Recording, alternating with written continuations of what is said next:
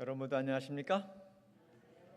오늘 이렇게 사경의 네 번째 날을 맞이해서 주님의 전을 또 애써 찾아오시고 또 정성으로 하나님께 예배드리는 시간을 맞이하신 여러분 모두의 마음 가운데에 하늘에서 내리는 무한하신 은혜와 축복이 충만히 임하게 되시기를 주님의 이름으로 축원합니다.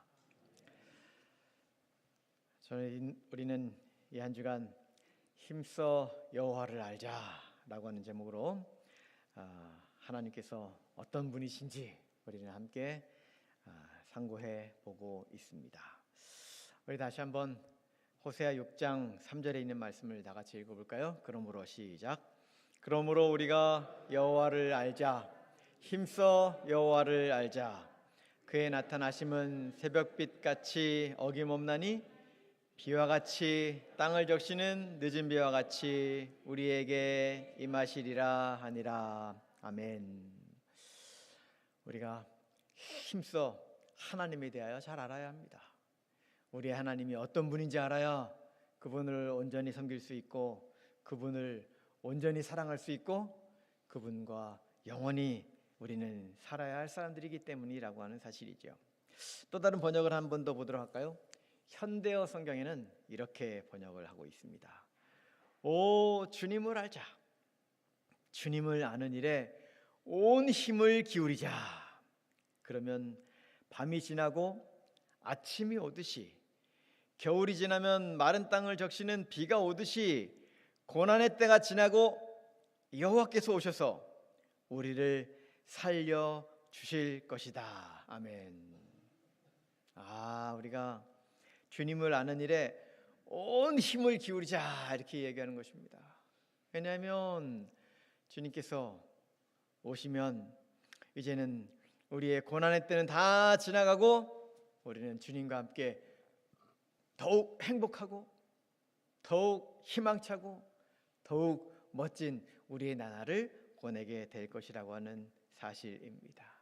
이 땅에서 때로는 우리가 고난을 경험하지만 주님 오시는 그날을 그리워하면서 우리의 사랑하는 하나님을 더욱 가까이 모시면서 힘차게 주와 함께 이 세상에서의 삶을 살아가다 주님 오시는 그 영광의 나라에서 영원히 함께 살아가게 되시는 우리 모든 성도님들의 삶이 되기를 간절히 바랍니다. 우리는 인생을 살아가면서 늘 고뇌합니다. 여러 가지 크고 작은 문제들을 봉착할 때마다 이런 일들을 과연 우리는 어떻게 풀어나갈 수 있는 것일까 늘 고민하죠. 때로는 사업 때문에 고민을 하기도 하고 때로는 건강 문제로 인해 큰 고뇌에 빠지기도 합니다.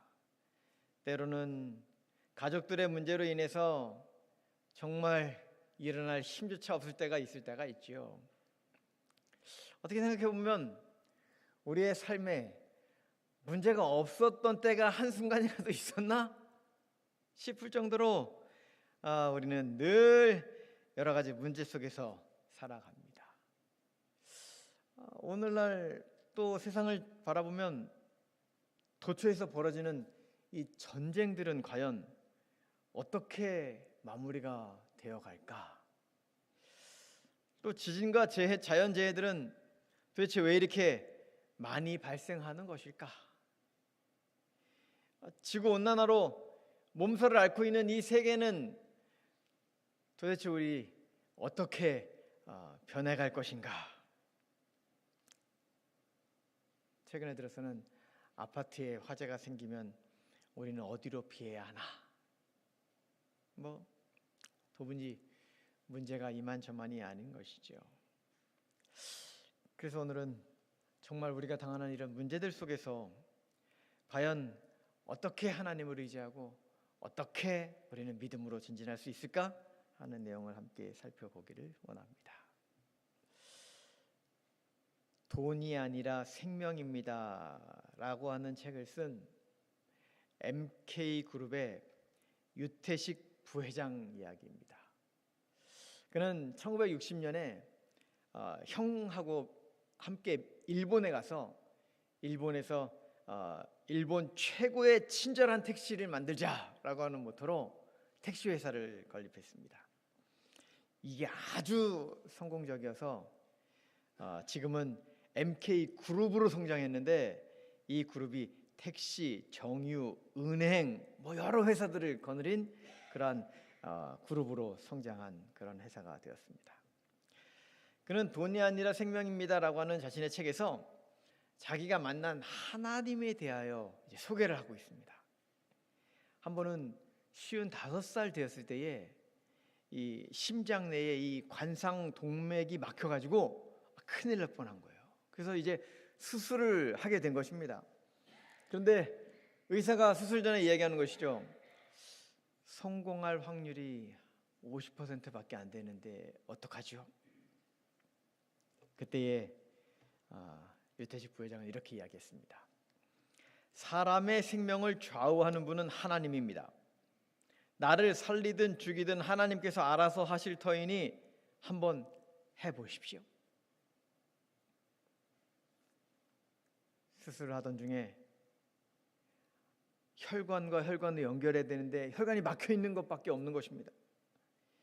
의사가 이제는 포기해야 될 것 같은 순간이었는데 갑자기 예상치 않던 쪽에서 아주 적절한 혈관이 발견되어서 수술을 아주 효과적으로 잘 성공적으로 마치게 되었습니다. 그리고 의사가 이렇게 말한 것이죠. 이 수술은 정말 미스터리입니다. 알 수가 없습니다. 정말 어떻게 그런 놀라운 일이 발생했는지 저도 알 수 없는데 어쨌든 수술은 결과가 참 좋습니다. 그때 그는 이렇게 말했습니다. 그들이 미스터리라고 해석하는 것을 나는 하나님의 도우심과 섭리라고 해석합니다. 보통 사람들이 우연이나 신비라고 치부해 버리는 것을 신앙인은 하나님의 섭리로 받아들입니다. 하나님의 존재를 인정하는 한 세상에 우연은 없습니다. 하나님의 존재를 인정하는 한 세상에 우연은 없습니다. 여러분, 이것이 신앙입니다. 우리가 하나님을 믿고 섬기는 가운데 우연은 없습니다. 어쩌다가 생겨나는 일은 없습니다.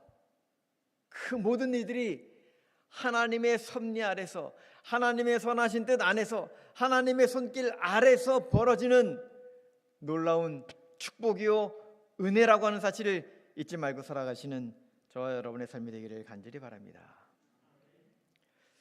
오늘 열왕기하 4장 1절부터 7절 사이에는 엘리사 시대에 있었던 놀라운 기적 하나가 기록되어 있습니다.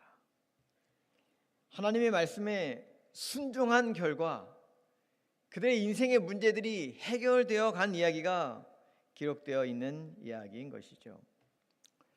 엘리사 시대에 선지자의 제자가 병이 들었습니다. 이 병이 들었다 보니까 정말 오랜 시간 그 투병하는 가운데에 돈을 많이 사용한 것이죠. 그러다 보니까 그만 빚만 남겨놓은 채 각각 세상을 떠나고 말았습니다. 큰일 났습니다. 그의 아내와 두 아들이 남았는데 채권자로부터 최후의 통첩을 받았습니다. 정한 날까지 빚을 갚지 않으면 두 아들을 종으로 데려가겠다. 모세의 율법에는 빚을 다 갚지 못했을 경우에 아내나 혹은 아들이나 이 종으로 데려가게 되는 그런 경우가 있었습니다. 때로는 이 곤경에 처한 친척이 있는 경우 룻기에 나오는 것처럼 무엇 물을 자? 기업 물을 자, 고엘, 기업 물을 자가 있어서 이 친척 중에 넉넉한 부유한 사람이 있으면 그 빚을 대신 갚아주기도 했던 그런 상황들이 있었습니다만 이 가정에는 그럴 만한 친척이 없었던 것이죠. 제자의 아내는 이 같은 절박한 상황에 처하게 된 것입니다. 이 문제를 어떻게 해결할 수 있을까? 그녀는 엘리사를 찾아가게 됩니다. 그리고 엘리사가 이야기해 주는 대로 빈 그릇을 빌렸습니다. 그리고 작은 기름 한 병을 기울여 부었더니 그릇마다 기름이 가득 찼습니다. 그러자 엘리사가 그것도 팔아서 빚도 갚고 생활비로 사용하라 하는 그런 이야기를 듣고 그렇게 살게 되었습니다. 우리에게도 이런 신비로운 경험이 있으면 얼마나 좋겠습니까? 오늘부터 우리 집에 있는 기름이 떨어지지 않는군. 우리 집에 있는 쌀 떨어지지 않으면 겨울마다 함께하던 이 수십 통의 그 김장을 이제는 한 번 해놓으면 계속 그 맛있는 김치를 계속 먹을 수 있다면 얼마나 좋겠습니까? 그런데 왜 그 엘리사의 시대에 이런 놀라운 기적이 일어나는 것일까? 사실 가만히 생각해 보면 그 시절은 이스라엘 역사에 있어서 가장 어두웠던 시대였습니다. 당시 북방 이스라엘의 왕이 누구였어요? 아합 왕이었습니다. 그의 아내는 이세벨, 아주 악독하기로 유명한 아합과 이세벨이 다스리던 그 시절, 선지자들은 목숨을 부지하기 위하여 숨어 다니던 그런 시대였지 않습니까? 어린 아이들도 엘리사를 어떻게 했어요? 막 놀리면서 선지야 대머리야 너도 올라가라 막 그러던 시대였지 않습니까? 이런 어두운 시대에 정상적으로 해서는 하나님의 능력이 전파되지도 않고 사람들에게 감동도 끼쳐지지 않는 그러한 시대였던 것이죠. 결국 이런 기적과 같은 일들이 벌어져야만 비로소 하나님의 역사하심을 조금 깨닫게 할 수 있는 그런 시대였기 때문에 하나님께서는 놀라운 기적을 보여주실 수밖에 없었던 것이었죠. 교회직원 상원 529쪽은 이렇게 이야기합니다. 가장 긴박한 사태의 시간, 낙담이 심령을 압도하고자 하는 때, 그때가 감찰하시는 예수님의 눈이 우리에게 그분의 도움이 필요하다는 것을 보시는 때이다. 인간의 위기의 때는 하나님의 기회의 때이다. 모든 인간적인 도움이 실패될 그때에 예수님이 우리를 도우러 오신다. 아멘. 여러분 얼마나 감사한 말씀입니까? 함께 따라 읽어볼까요? 빨간 글씨로 된 부분입니다. 인간의 위기의 때는 하나님의 기회의 때이다. 여러분의 삶 가운데에 위기가 닥쳐온다면 그 순간은 하나님께 맡길 순간이고, 그 순간은 하나님의 놀라우신 인도하심을 경험할 순간이고, 그 순간은 하나님의 영광을 경험할 수 있는 놀라운 은혜의 때라는 사실을 잊지 말고 하나님을 굳게 붙잡고 살아가게 되시는 저와 여러분이 되기를 간절히 바랍니다. 우리의 삶에도 늘 여러 가지 문제를 경험할 때가 있습니다. 너무 어두워서 도대체 어디로 가야 할지 분간이 되지 않을 때가 있습니다. 그러나 그럴 때는 우리가 절대로 절망하지 말아야 합니다. 왜냐하면 어두운 시대는 하나님의 역사하심이 더 가까이 임하기 때문이라고 하는 사실입니다. 힘들고 어려울 때에 하나님의 은혜는 더 강하게 우리를 향하기 때문이라고 하는 사실이지요. 우리의 삶에 어려운 문제가 많으면 많을수록 우리에게 더 가까이 임재하시는 하나님의 은혜를 더욱 간절히 간구하는 저와 여러분의 삶이 되기를 간절히 바랍니다. 오늘 본문을 통해서 문제에 당면한 이들에게 하나님은 뭐라고 말씀하시는지 몇 가지 살펴보기를 원합니다. 첫 번째는 내가 너를 위하여 어떻게 하랴 하는 것입니다. 열왕기하 4장 2절, 엘리사가 그에게 이르되 내가 너를 위하여 어떻게 하랴. 엘리사가 이 공공에 처한 가족에게 물어보는 것입니다. 내가 너를 위하여 어떻게 하랴? 똑같은 질문을 예수님께서도 하셨습니다. 마가복음 10장 36절. 이르시되 너희에게 무엇을 하여 주기를 원하느냐? 소경들에게 물어봤습니다. 소경에게 뭐가 필요하겠습니까? 너무나 당연한 것 아닙니까? 그들은 보기를 원했습니다. 그런데 예수님께서 그들에게 굳이 물어보시는 것입니다. 무엇을 하여 주기를 원하느냐? 예수님 왜 물어보실까요? 예수님 몰라서 물어보시는 게 아니지 않습니까? 그분은 우리들이 마음의 소원을 직접 표현하기를 원하신다라고 하는 사실입니다. 우리가 우리의 필요를 하나님께 직접 표현하고 그 필요가 어떻게 채워지는지를 우리들이 몸소 체험할 수 있는 기회를 허락하시기 위하여 하나님은 그렇게 섭리하신다라고 하는 사실입니다. 그래서 우리는 역경과 시험을 당할 때에 하나님께 구해야 되는데 구체적이고 아주 자세하게 우리의 상황을 아뢰고 하나님의 도움을 간구해야 된다라고 하는 것이죠. 시편 55편 22절에 이렇게 말합니다. 내 짐을 여호와께 맡기라. 그가 너를 붙드시고 의인의 요동함을 영원히 허락하지 아니하시리로다. 우리가 짐을 직접 가지고 와서 하나님께 맡기는 걸 원하신다라고 하는 사실입니다. 조용기 목사는 이 구절에 대해서 이야기하면서 이렇게 얘기합니다. 하나님께 자기가 그린 그림을 들고 나아가세요. 자기가 그린 그림을 들고 하나님께 나아가라고 이야기하는 것입니다. 아무것도 없이 그냥 아이고 하면서 드리는 기도도 물론 하나님이 들어주시기는 하지만 그러나 그냥 이걸 말하는지 저걸 말하는지 모르게 중언부언하는 기도가 아니라 정말 구체적으로 꼼꼼하게 기도를 드리라고 하는 것입니다. 제가 이 학교 다닐 때에 이 미술 시간에 이 선생님한테 칭찬을 좀 몇 번 들었어요.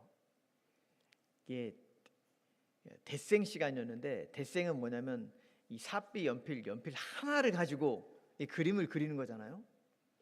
이 연필 하나만 있으면 되니까 도화지에다가 이 선생님이 이렇게 그림을 그리는 거야 그러면서 이렇게 딱 설명해 주신 대로 잘 해가지고 아주 꼼꼼하게 열심히 그림을 잘 이렇게 그렸어요.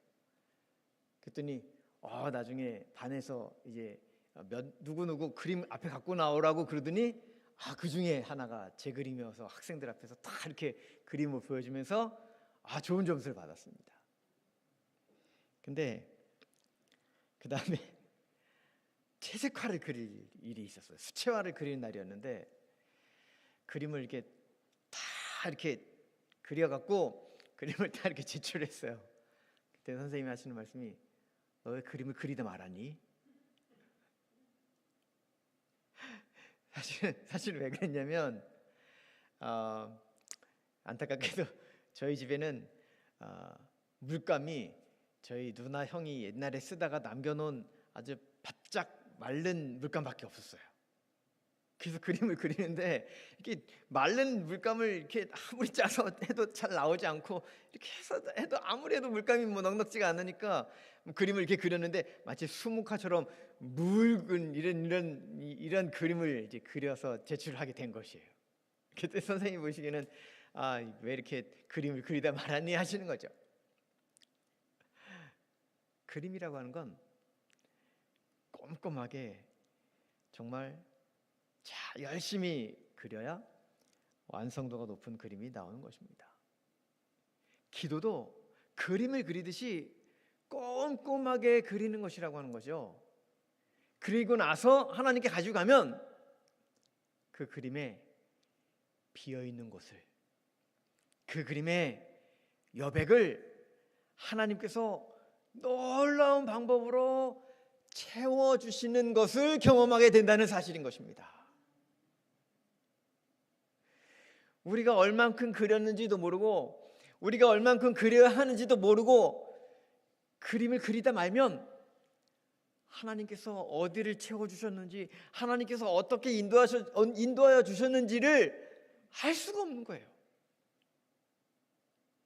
그렇기 때문에 우리가 우리의 문제를 가지고 하나님께 나아갈 때 꼼꼼히 그리고 나머지를 하나님께서 반드시 채워주실 것을 믿습니다 하고 기도드리는 것이 우리의 기도가 되어야 된다고 하는 것이죠. 그래서 하나님 말씀하시는 것입니다. 내가 너를 위하여 어떻게 하랴? 하나님이 도대체 어떻게 해주기를 원하는지를 우리에게 물어보시는 거죠. 그래서 이에 대해서 베드로전서 5장 7절은 우리에게 명쾌한 답을 줍니다. 너희 염려를 다 주께 맡기라. 이는 그가 너희를 돌보십니다. 하나님의 물으심에 우리의 문제를 낱낱이 구하는 것입니다. 세세히 구하는 것입니다. 우리의 염려를 그분께 맡기고 문제를 해결하시는 그 하나님이 어떻게 우리의 삶을 이끌어 가시는지를 경험하는 그러한 삶이 되기를 원하신다면 우리의 문제를, 우리의 상황을, 우리의 염려를 하나님께 세세히 아뢰어야 한다는 것이죠. 종려기는 122쪽. 그대의 염려를 하나님께 맡기고 침착하고 기쁜 가운데 있을 것이다. 그리고 그대들이 사건들을 신중히 처리할 지혜를 얻기 위하여 기도하라. 그리함으로 손해와 재난을 면하게 하라. 좋은 결과를 내기 위하여 그대로서 할 최선을 다하라. 예수께서는 우리를 도우시겠다고 허락하셨다. 우리의 염려는 하나님께 맡기는 것입니다. 우리의 모든 문제를 주님께 기도로 내려놓는 것입니다. 그리하면 하나님께서는 문제를 해결하시는 분이시기 때문에 우리의 그 모든 문제를 하나님의 놀라운 섭리로 인도해 주시고 해결해 주시는 것이죠.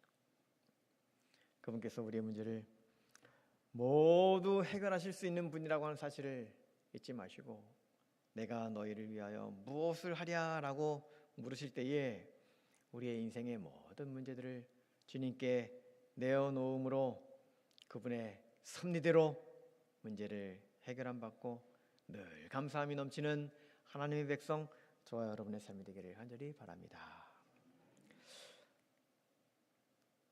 두 번째, 하나님 우리에게 이렇게 물으십니다. 내 집에 무엇이 있는지 내게 말하라. 엘리사가 그에게 이르되 내가 너를 위하여 어떻게 하랴? 내 집에 무엇이 있는지 내게 말하라. 그가 이르되 계집종의 집에 기름 한 그릇 외에는 아무것도 없나이다 하니라. 엘리사는 다시 묻습니다. 내 집에 무엇이 있느냐? 엘리사가 물어보는 것은 지금까지 얼마나 많은 손실이 있었느냐를 물어보지 아니하고 너희 집에 있는 것이 무엇이냐라고 묻는 것입니다. 이것은 내가 지금 가지고 있는 그것을 통하여 절망을 탈출할 수 있다고 이야기하는 것입니다. 여인은 그 기름 한 그릇밖에 없다고 말하는데 하나님은 남은 그 기름 한 그릇이 중요한 것이다라고 이야기하는 것입니다. 그것으로부터 문제를 해결하시겠다고 말씀하는 것이죠. 하나님은 남아있는 그 기름 한 그릇으로 다시 일어설 수 있는 기반을 세우시겠다고 말씀하시는 것입니다. 그래서 우리가 잃어버린 것이 많이 있다 할지라도 그 순간에 정말 내가 잃어버린 것을 헤아리면서 절망하지 말고 남아있는 것이 무엇인지 헤아려 보아야 한다는 것입니다. 사실 이 여인에게 남아있는 것은 기름만이 아니었습니다. 가만히 살펴보면 이 여인에게 남아있는 것이 많이 있었습니다. 엘리사를 찾아갈 만한 기력도 있었습니다. 아직 건강한 힘이 있었죠.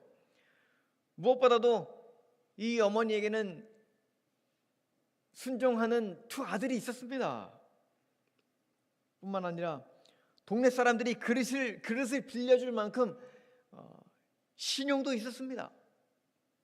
그리고 가장 중요한 것은 하나님을 신뢰할 만한 믿음이 있었다라고 하는 것입니다. 그녀에게는 아직도 있는 것이 많이 있었습니다. 그 남아있는 것이 그 여인이 다시 일어설 수 있는 든든한 재료가 되었던 것이었습니다.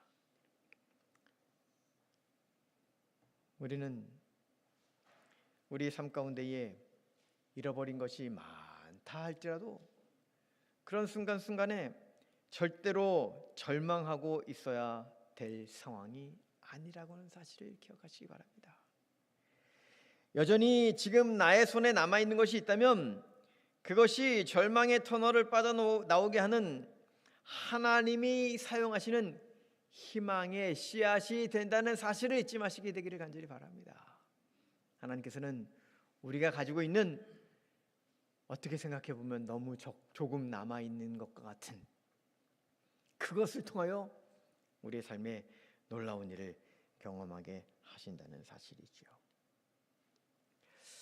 죽 이야기 대표 임영서 사장의 자서전의 주님 손만 잡아라 라고 하는 책이 있습니다. 죽 이야기는 죽 배달하는 프랜차이즈 식당이죠. 화학 조미료를 사용하지 않고 죽 배달에 희열을 내면서 아주 크게 성장한 회사가 되었습니다. 근데 그는 자신의 성공의 밑거름에 대하여 이야기하면서 두 가지 자신에게 힘이 있었다라고 이야기합니다. 그것은 어머니가 가르쳐준 교훈이 두 가지 있었습니다. 하나는 무엇보다 하나님 손을 먼저 잡아라 하는 것이었습니다. 언제나 그는 하루의 아침에 삶을 시작할 때에 하나님께 기도하고 언제든지 하나님과 함께 동행하기로 약속하고 그의 삶을 살았습니다. 두 번째는 어머니의 유언이었는데 웃을 수 없는 상황에서 웃는 사람이 되어라.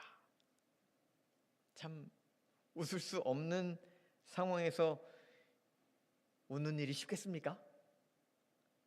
그러나 어머니가 그렇게 살아라 라고 하는 그런 교훈을 주셨어요. 그래서 그가 그렇게 살기로 결심하고 정말 열심히 살았습니다. 그런데 사업이라고 하는 게 항상 내 뜻대로 되는 게 아니지 않습니까? 몇 번이나 망하고 거의 자살 직전까지 가는 상황이 되었습니다. 그런데 그때마다 어머니의 교훈이 기억이 났습니다. 그리고 다시 일어났습니다. 절망적인 상황이 왔을지라도 하나님 손 붙잡고 굳건히 일어나는 것입니다. 여러분 잊지 마십시오. 우리의 눈앞에 있는 상황들은 암담한 순간이 온다 할지라도 하나님이 살아계시기 때문에 반드시 우리는 다시 일어날 수 있다는 것을 명심해야 합니다. 하나님 우리에게 물어보십니다. 내게 있는 것이 무엇이냐? 아직도 너의 손에 있는 것이 있다면 그것으로 다시 일어나게 할 것이니라. 내가 할 줄 아는 것이 무엇이냐? 내가 할 수 있는 그것을 가지고 너가 일어날 수 있게 하리라 라고 한 것이 하나님의 약속이라고 하는 사실이지요. 그래서 고린도후서 8장 12절은 이렇게 이야기하는 것입니다. 할 마음만 있으면 있는 대로 받으실 터이요 없는 것은 받지 아니하시리라. 하나님은 우리가 가지고 있는 그것을 가지고 하나님께 헌신할 때에 그것으로 우리에게 놀라운 경험을 하게 하시는 분이시라고 하는 사실입니다. 하나님은 없는 것을 가지고 우리에게 요구하시면서 그걸 가지고 일을 하시겠다고 말씀하시는 것이 아닙니다. 우리가 있는 것, 우리가 가지고 있는 것을 가지고 하나님께 봉사할 때에 하나님께서는 그것을 통하여 우리에게 축복하시겠다고 약속하신 것이죠. 오병이어의 기적, 그것은 어디서 시작되었습니까? 어린아이가 가지고 있었던 작은 도시락 하나에서 시작된 것이었습니다. 그 도시락 하나를 주님께 바쳤을 때에 5천 명이 배불리 먹고 12강주리가 남은 것 아닙니까? 노아에게는 준비된 방주가 있었습니다. 그 방주를 통하여서 온 가족이 구원을 얻게 된 것이죠. 아브라함은 정말 맨손으로 오로지 하나님께 순종하는 마음으로만 살았습니다. 그 결과 그는 축복의 근원이 되었던 것이죠. 베드로, 요한은 은과 금이 그들의 손에 있지 않았습니다. 하지만 그들에게 있었던 예수 그리스도, 그분을 안진뱅이에게 소개했을 때에 그가 일어나 걷고 뛰고 하나님의 이름을 찬양할 수 있는 기회가 되었다라고 하는 사실이지요. 우리에게 무엇이 있습니까? 없는 것을 가지고 고민하지 마시고 우리에게 있는 것을 가지고 하나님께 헌신할 수 있는 저와 여러분이 되기를 간절히 바랍니다. 하나님께서는 그것을 가지고 우리에게 놀라운 일을 경험하게 해 주실 것이라고 하는 사실입니다. 여러분, 닉 부이치치라고 하는 사람 아시죠? 태어날 때부터 사지가 없이 몸뚱아리만 가지고 태어났습니다. 그의 삶이 왜 편안했겠습니까? 그의 삶이 왜 행복했겠습니까? 비관하고 자살하고 싶은 충동이 얼마나 많이 있었는지 모릅니다. 그러던 어느 날 학교를 갔더니 학교에 경비 아저씨가 저녁에 자신들의 모임이 있는데 그 자리에 닉을 초청을 하게 된 것입니다. 자기가 할 줄 아는 게 없는데요 그랬는데 이 아이를 우리 모임에 꼭 초대하고 싶으니까 우리 모임에 꼭 와달라고 이야기한 것입니다. 그리고서 그의 그날 저녁에 이 닉 부이치치가 많은 사람이 모여있는 앞에서 자기가 그동안 살아왔던 이야기를 쭉 한 것이에요. 그냥 자기가 어리니까 그냥 뭐 경험하는 것, 자기가 어떻게 일어나서 걸어서 학교를 다닐 수 있게 되었는지 그런 것들을 그냥 쭉 이야기했는데 앉아있는 사람들이 그 이야기를 들으면서 눈물을 주르르 흘리면서 하나님께 영광을 돌리는 모습을 보게 된 것입니다. 깨달았어요. 자기는 아무것도 가진 게 없는 줄 알았는데 자기가 입이 있더라는 것입니다. 그리고 있는 그 입으로 하나님의 놀라우신 은혜를 전했더니 수많은 사람들이 그 닉 부이치치를 통하여서 하나님의 놀라우신 은혜를 체험하고 감사하는 삶이 되었다라고 하는 사실인 것이죠. 그래서 그는 이렇게 말합니다. 우리는 매일 매 순간 선택할 수 있어요. 가질 수 없는 것에 화를 낼 것인지 가지고 있는 것에 고마워할 것인지, 가질 수 없는 것에 화를 낼 것인지 가지고 있는 것에 고마워할 것인지.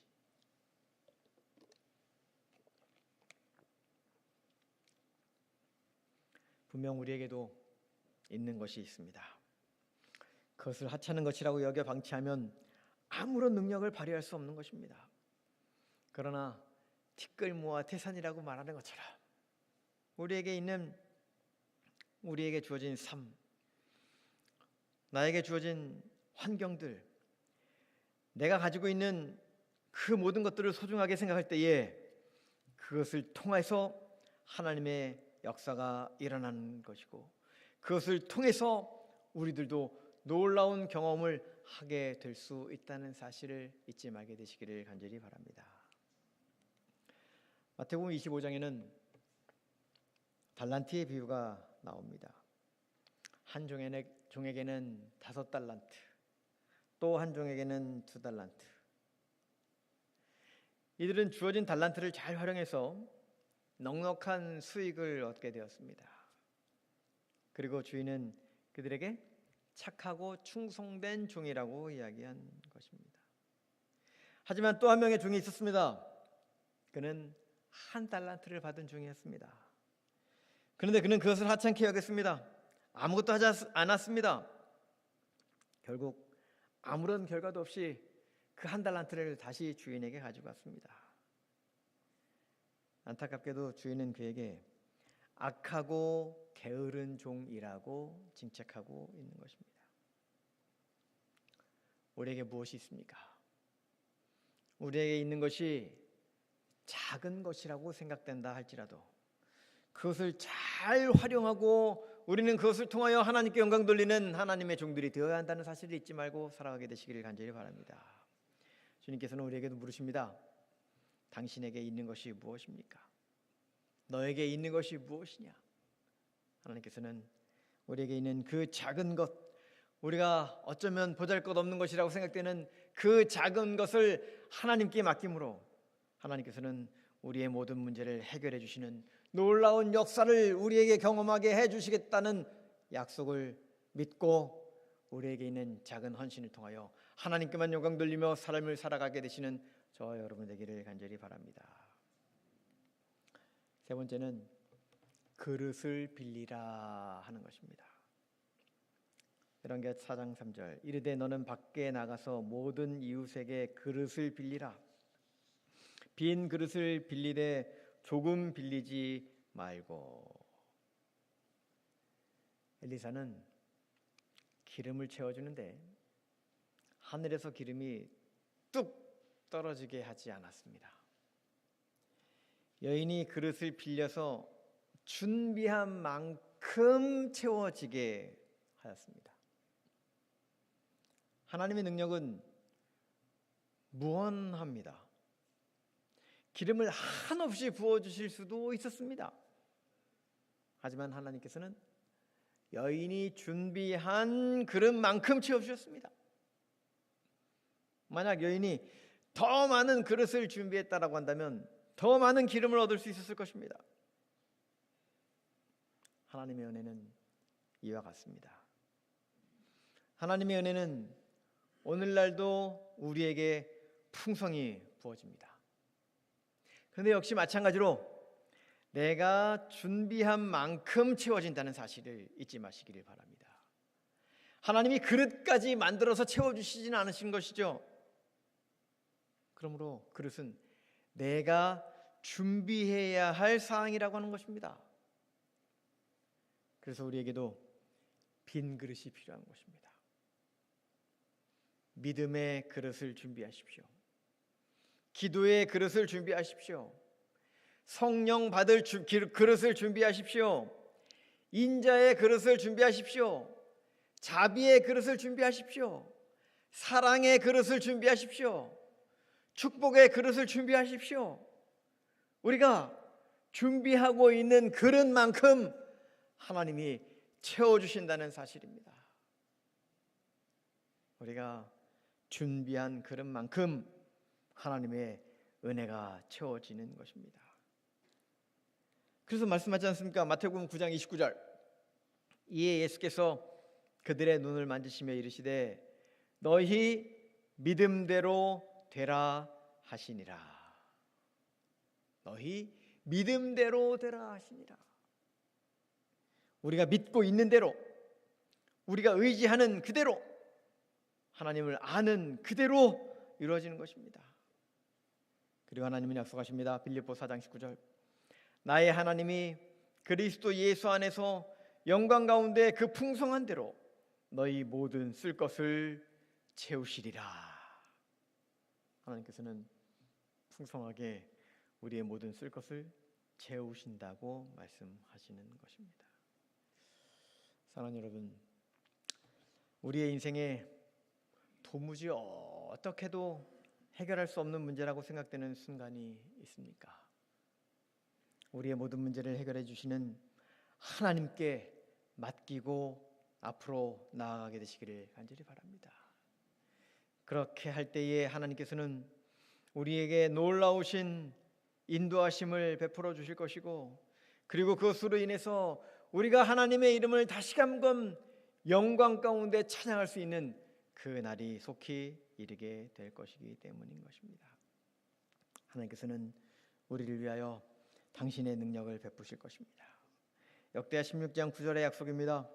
여호와의 눈은 온 땅을 두루 감찰하사 전심으로 자기에게 향하는 자들을 위하여 능력을 베푸시나니, 전심으로 자기에게 향하는 자들을 위하여 능력을 베푸시나니, 하나님의 놀라우신 은혜와 능력이 전심으로 자기에게 향하는 자들에게 채워주시고, 하나님의 놀라우신 축복이 하나님께 간절히 간구하는 이들에게 채워주시고, 하나님의 놀라우신 능력이 우리의 삶의 문제들을 순조로이 풀어가시겠다고 약속해 주셨다는 사실을 잊지 마시고, 언제나 우리와 함께 계신 하나님, 그분의 손 붙잡고 우리의 인생의 문제들을 다 해결해 나가는 놀라운 축복을 경험하게 되시는 저와 여러분의 삶이 되기를 간절히 바랍니다. 말씀을 정리합니다. 오늘 저는 문제를 해결하시는 하나님이라고 하는 제목으로 하나님의 말씀 전해드렸습니다. 주님께서는 우리에게도 늘 말씀하십니다. 내가 너를 위하여 어떻게 하랴. 하나님께서 물으실 때에 우리에게 필요 되는 것들을 꼼꼼히 기도로 아뢰 수 있는 저와 여러분의 삶이 되기를 바랍니다. 내 집에 있는 것이 무엇인지 내게 말하라. 없는 것 때문에 고민하지 말고 있는 것 가지고 하나님께 나오라고 말씀하고 있는 것입니다. 우리가 가지고 있는 그것을 통하여 우리의 삶을 변화시키실 하나님의 놀라우신 능력을 체험할 수 있는 저와 여러분 되기를 바랍니다. 주님이 말씀하십니다. 그릇을 빌리라. 우리에게 준비된 그릇만큼 하나님의 은혜와 축복이 채워질 것입니다. 우리가 준비된 그릇만큼 하나님의 사랑을 경험하게 될 것입니다. 우리가 준비되어서 주님의 놀라우신 은혜와 축복을 체험함으로 우리의 인생 가운데 있는 모든 문제들을 주님과 함께 해결하시고 주의 축복으로 늘 감사하며 하루하루 우리의 삶을 살아가게 되시는 우리 모든 교문님교회 성도님들이 되시기를 간절히 바라면서 오늘 말씀을 마치겠습니다.